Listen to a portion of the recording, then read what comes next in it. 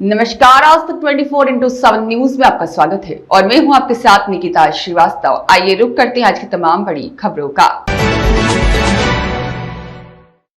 जिला कटनी में निजी अस्पताल कटनी लाइफ केयर अस्पताल में भ्रष्टाचार, अनैतिक और अवैध संबंध जैसी गतिविधियों को बढ़ावा देते हैं। कटनी लाइफ केयर में सभी हदें सर चढ़कर बोल रही हैं। कटनी लाइफ केयर में सभी हदें सर चढ़कर बोल रही है और मरीजों की जिंदगी से खिलवाड़ और स्टाफ के मेंबरों के साथ अभद्रता, दुर्व्यवहार किया जा रहा है।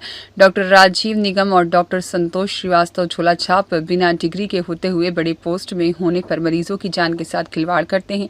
अस्पताल जैसे मंदिर को भी इन्होंने क्लब का अड्डा बना लिया है। लड़के लड़कियों को रूम प्रोवाइड कराते हैं। नाइट में इनके संबंध में स्टाफ के मेंबरों ने कई बार आवेदन प्रस्ताव और सीएम हेल्पलाइन में भी शिकायत दर्ज कराई है। आज दिनांक तक निराकरण नहीं किया जा रहा है। शिकायत क्रमांक 22020370 है, पर इनके हाथ इतने लंबे हैं कि उनके खिलाफ कोई भी कार्रवाई नहीं हो रही है। करोड़ों रुपए का फर्जीवाड़ा धड़ल्ले से चल रहा है। आयुष्मान के नाम पर भी इन्होंने फर्जी तरीके से पैसा वसूल किया है। जो स्टाफ के मेंबर इनके खिलाफ आवाज उठाने की कोशिश करते हैं, उन्हें नौकरी से निकाल देने की धमकी देकर उन्हें चुप करा दिया जाता है। सरकार के नियमों का दुरुपयोग किया जा रहा है। अस्पताल में आए दिन मरीजों की जान से खिलवाड़ किया जा रहा है। डॉक्टर संतोष श्रीवास्तव, डॉक्टर राजीव निगम, इनके सर पर संचालक देवेंद्र शर्मा RPC, डॉक्टर शैलेंद्र मसीह का हाथ होने पर उनके काले कारनामे उजागर नहीं होते। डॉक्टर संतोष श्रीवास्तव, डॉक्टर राजीव निगम लड़कियों के मामले में इस मिजाज के हैं कि कुछ कहा नहीं जा सकता। देर रात तक लड़कियों को रूम में बैठा करके रखते हैं। कटनी लाइफ केयर हॉस्पिटल जिला कटनी में ग्राम पंचायत के सामने जो है 2022 में जिसकी ओपनिंग हुई थी मार्च में, मैं वहाँ पर नर्सिंग इंचार्ज के पद पर कार्यरत थी। किंतु वहाँ के जो संचालक RP सिंह देवेंद्र शर्मा हैं, इनकी तरफ से जो मानसिक प्रताड़ना दी जा रही थी, जिसके चलते से हम वहाँ पे ठीक से काम नहीं कर पा रहे थे। और जब हमें जबलपुर से बुलाया गया था नर्सिंग स्टाफ लेके कि ट्रेन स्टाफ चाहिए, तो सारे स्टाफों को इन्होंने रहना खाना की सुविधा फ्री दी थी और हमें जब रहने खाने की सुविधा फ्री दी थी, लेकिन मैंने रहने की और इनके खाने की सुविधा नहीं ली थी। मैंने इनसे कहा था कि आप मुझे सैलरी में दे दीजिए, लेकिन इन्होंने कहा नहीं, अभी नया हॉस्पिटल है, हम इतना नहीं करेंगे। 16 बोल के 13,000 सैलरी देते थे। उसके बाद जैसे जैसे धीरे धीरे इनका समय बीतने लगा और हॉस्पिटल में इनकम होने लगी, ये देवेंद्र शर्मा आधी आधी रात में हॉस्टल से लड़कियों को 11 बजे 12 बजे मीटिंग के लिए बुलाते थे, जिसके चलते कि लड़कियां आने के लिए मना करती थी, तो ये उनको साफ बोलते थे कि आप एक काम करिए, उठाइए अपना बोरा बिस्तर और घर जाइए। चूँकि इनकी गंदी नीयत हमें समझ में आ चुकी थी। ये जिस तरीके से व्यवहार करते थे और लोगों को टॉर्चर किया करते थे, तो हम इन सब चीज़ों में नहीं पड़े और हमें सिर्फ काम से मतलब था। लेकिन आयुष्मान जैसे इनके पास आया और आयुष्मान आते ही इन्होंने फर्जी काम करना चालू किया। एक मरीज़ की 2 फाइल बनाते थे। मरीज़ के अटेंडर अगर आ जाते थे तो उनका भी आयुष्मान लगा के उनको भी भर्ती कर लेते थे। यहाँ तक कि राखी और शिवांगी, ये जो चंदिया से आई हैं, वहाँ पे काम करके वहाँ भी फर्जीवाड़ा बहुत किया है।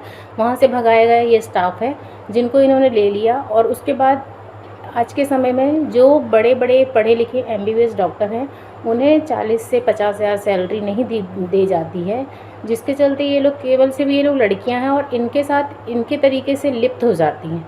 ये जिस भी काम में बोलते हैं तो वो इनके लिए अच्छी हैं, इसलिए ये लोग टिकी हुई हैं। और इनके सारे फर्जी काम राखी और शिवांगी ही करते हैं। और जो डॉक्टर संतोष वहाँ पर हैं, डॉक्टर जो निगम बने हैं और संत, ये सब फर्जी डिग्री वाले लोग हैं।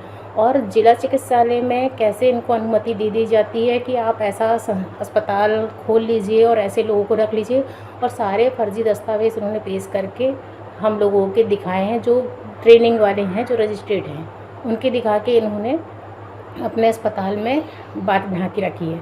जिनको दवाइयों के बारे में ठीक से नॉलेज नहीं, इंजेक्शन के बारे में नॉलेज नहीं, मरीज़ को टैकल करना नहीं आता है, क्रिटिकल मैरिज के साथ क्या करना है इनको नहीं पता है। ये इन सब मरीजों के साथ ऐसी मतलब जिसको नींद की दवाई देना है नहीं देना है, ये सबको नींद की गोलियाँ खिला के सुला देते हैं। मरीज़ सीरियस रहते हैं, इनके पास न्यूरो के डॉक्टर, यूरो के डॉक्टर कोई नहीं आते हैं। सर्जिकल में आते हैं जो डॉक्टर हैं, बाकी इनके पास कोई भी डॉक्टर अवेलेबल नहीं है। लेकिन ये सारे मरीज़ को रख लेते हैं और उससे अच्छा खासा पैसा नचोड़ने के बाद उसकी तब छुट्टी करते हैं जब उसकी जान पे बन आती है। जब वो दूसरी जगह जाके ना पैसा दे के भी जान बचा सकता है, तब ये लोग उसको ऐसी हालत में छोड़ते हैं। और इनके पास डॉक्टर कोई रहता नहीं है कि कोई न्यूरो सर्जन हो या न्यूरो मेडिसिन डॉक्टर हो कि इनको जो देखे सुने और समझे। लेकिन ये मरीज़ का इलाज फर्जी डॉक्टर जो शिवांगी है, जो BHMS है, इनके भरोसे छोड़ देते हैं और जो गांव के झोला छाप डॉक्टर हैं संतोष श्रीवास्तव और राजीव निगम और संत कुमार यादव जैसे लोगों के हाथ पे मरीज की जीवन रेखा दे दी जाती है। चूँकि मैंने यहाँ पे कई गतिविधियाँ देखी, देर रात में डायरेक्टर यहाँ के आरपी सिंह, देवेंद्र शर्मा और शैलेंद्र मसीह रात में दारू पी के आना, कैमरे से सिस्टरों पे नज़र रखना, सिस्टर कहाँ बैठी, कैसे बैठी, किसके साथ बैठी है, क्या कर रही है, किसी भी एक सिस्टर को ऊपर इनकी अगर नज़र चली जाती तो उसको ये बिल्कुल मेंटली टॉर्चर करने लगते हैं। उसको बार बार अपने चैम्बर में बुलाएंगे, अपने पास बैठा लेंगे। और आरपी सिंह, देवेंद्र शर्मा तो पुराने ही खिलाड़ी हैं जो कि दिल्ली और नागपुर से आए हुए हैं। जब इतनी बड़ी बड़ी सिटी में जो अपने वहाँ पे काम धंधा नहीं कर सके, वो छोटी सी सिटी में आके क्या कर रहे हैं, सिर्फ यहाँ की भोली भाली जनता को बरगला रहे हैं। और लड़कियों का शौक़ इन्हें इतना है कि रोज़ रात में ये नाइट में तो मतलब रूम भी प्रोवाइड करा देते हैं और आयुष्मान भी लगा देते हैं और बोल देते हैं कि ठीक है आयुष्मान लगा दो, भर्ती है, और पैसा भी लेते हैं। और इनके पास पैसे के रिकॉर्ड अलग है। उसके बाद जिनसे ये पैसे लेते हैं आयुष्मान के, उनको ये स्लिप वगैरह नहीं दी जाती है। तो मेरा ये कहना है कि ये जो जिस तरीके की हरकतें कर रहे हैं और जो स्टाफ इनके खिलाफ़ हो जाता है, उसके ऊपर चोरी या बदतमीज़ी करके उसे बाहर कर दिया जाता है। ऐसे कई स्टाफ के नाम हैं जो कई स्टाफों ने तो इनको लिखित कंप्लेन दी है गोपाल जसवानी को कि आपकी संस्था के बाकी जो संचालक हैं वो गंदी हरकतों में लिप्त हैं और स्टाफ के ऊपर गंदी नज़र रखते हैं। लेकिन वहाँ के संचालकों का ये कहना है कि नहीं, उनके साथ के लोग सही हैं और उसी स्टाफ को गलत आरोप लगा के, चरित्र पे उंगली उठा के उसे ही बाहर कर दिया जाता है। और हम जो कि काम करते हैं, हमारे काम पे कभी गलती नहीं निकाल पाई, लेकिन इन्होंने हमें बाहर कर दिया। उसके बाद जो स्टाफ चला जाता है उसको ये बार बार बुला लेते हैं। क्यों? क्योंकि इनके वो उस बुरे काम में लिप्त हो जाता है, इसलिए बुला लेते हैं और सैलरी बढ़ के देते हैं। और 4 साल से हमारी सैलरी में इंक्रीमेंट नहीं है, हमारा ESI कटा, हमारा PF कटा, हमारा इन सब चीज़ों को कुछ पता ही नहीं है कि संस्था के संचालक कहाँ कर रहे हैं, क्या कर रहे हैं, पूछने में कुछ बताते नहीं हैं। और ज़्यादा अगर कोई बोलता है तो उसको ये बाहर का रास्ता दिखा देते हैं। जसवानी जी के ही कुछ काम से मैंने छुट्टी लिया था और इनके ही काम से मैं आई थी, और यहाँ आते से उन्होंने मेरे साथ ऐसा गेम किया कि अब आपको आने की ज़रूरत नहीं है। तो ऐसा किस संस्था में होता है कि आप किसी को निकाल रहे हैं, उसे पता नहीं है।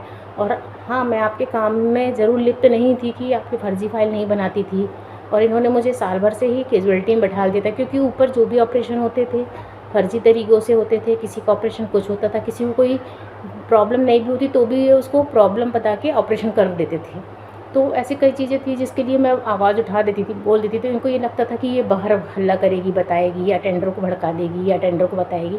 इन सब के चलते इन्होंने मुझे 1 साल से नीचे बैठा रहा था कैजुअलिटी में। मैं वहाँ पे ही पेशेंट देखा करती थी, और बाकी वहाँ इनके यहाँ इनके जो ऊपर चैम्बर बने, वहाँ पर आप जाके देखेंगे तो दारू की पेटियों पे पेटी भरी रखी। आशा कार्यकर्ता, एम्बुलेंस वाले आते हैं। कई गाँव की भोली वाली महिलाओं को इन्होंने अपने जंगल में फंसाया। कई ऐसी महिलाओं के साथ अभद्रता के साथ पेश आए हैं जिसके साथ इन्होंने बदतमीजी की है। इन्होंने मेरे साथ भी कई बार हैरेस्ट करने की कोशिश की है, लेकिन ये मेरे साथ किसी भी चीज़ों में मतलब कामयाब नहीं हो पाए हैं। इसके चलते इनको ये लगने लगा कि ये हमारे लिए सबसे बड़ी घातक है कि हमारे किसी भी काम में। मुकेश कुमार यादव की रिपोर्ट।